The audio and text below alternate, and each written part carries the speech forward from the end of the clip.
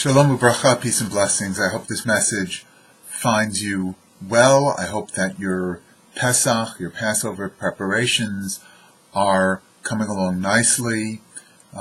This week, Jews all around the world will come together to celebrate the holiday of Pesach, which coincides with Shabbat this year.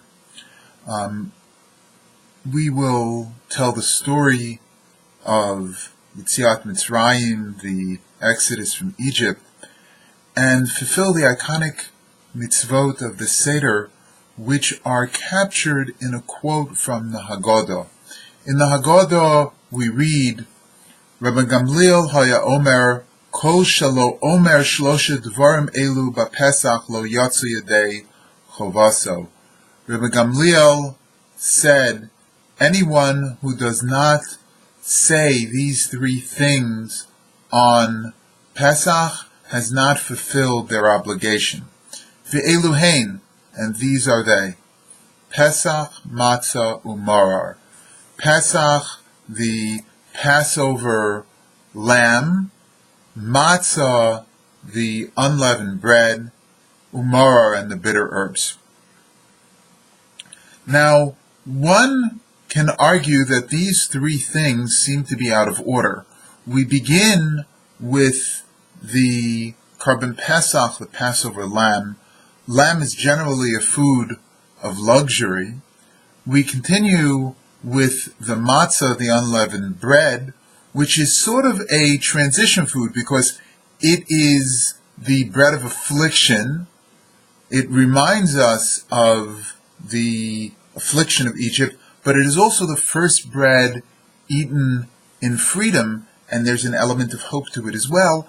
And then morar, the bitter herbs, which remind us of the bitterness of slavery. One can argue it should be exactly in the opposite direction, that we should first talk about slavery, then talk about this transition food, the matzah, and then we continue with the luxury of the Korban Pesach, of the Passover lamb.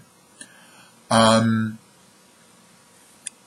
examining this, I want to take a lesson from the Holocaust Sefer Torah that we've just welcomed into our synagogue. So much of Holocaust remembrance is focused on the darkest chapter, the decimation, the morar, the bitterness that there is no sweet aspect to.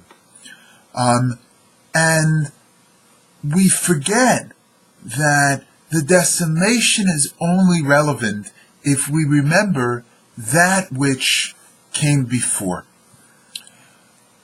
Certainly, the magnitude of the destruction is something that is beyond our comprehension. But the destruction is only relevant if we understand the nature of that which was destroyed. We here at Temple Israel are blessed to welcome a Holocaust scroll, which is a bridge to that time. The Holocaust scroll that we've welcomed comes from the areas of Bohemia and Moravia which were decimated in the Holocaust. And these were areas that were homes to scholars, authors, scientists, poets. There was an amazing culture within the areas of Bohemia and Moravia.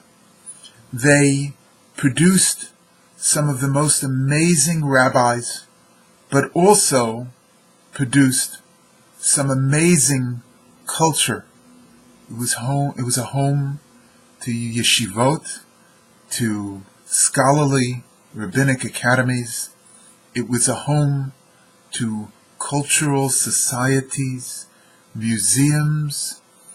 There was the origins of the HMO, the healthcare model that is so prevalent today, finds its roots in a town called Kolin, which had an organization that people could buy into and be able to receive affordable health care long before that was a buzzword.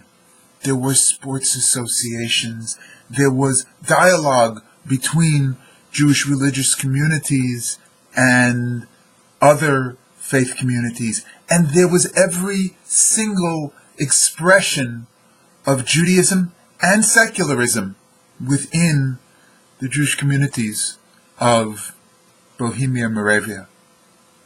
All of that ended with a swipe of a pen when Hitler annexed Czechoslovakia and then annexed the German-speaking areas of Czechoslovakia, and then shortly thereafter annexed the entire Czechoslovakia. And what was lost when that happened, what was lost when the Jews of these areas were decimated,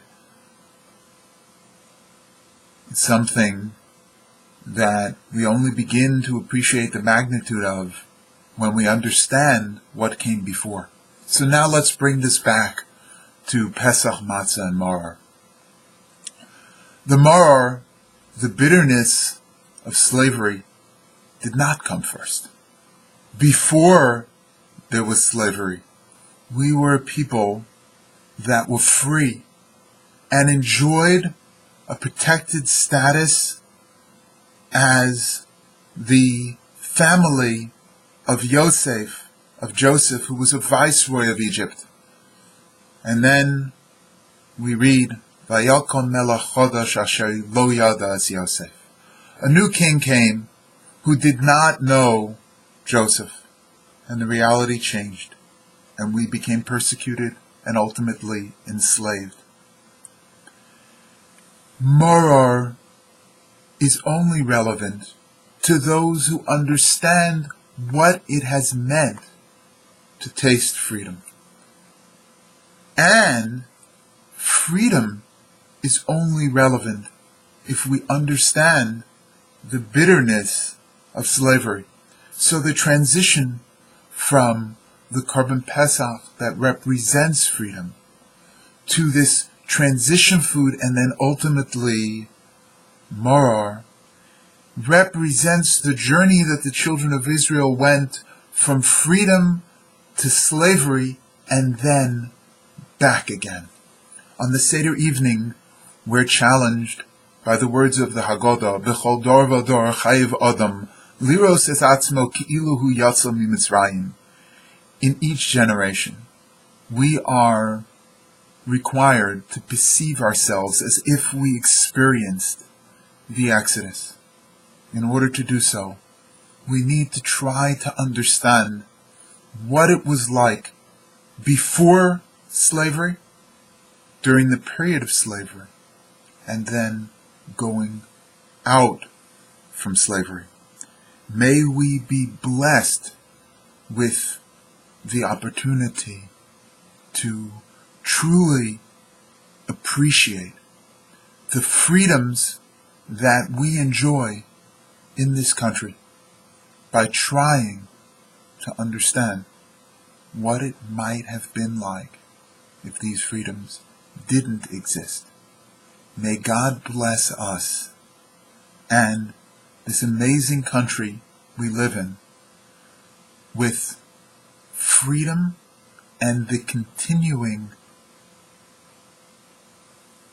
reality of this country that cherishes freedom for every individual within the broad embrace of the American dream. Chag Sameach, may you have a meaningful journey, me'avdus lecherus, from slavery to freedom. Be well, my friends.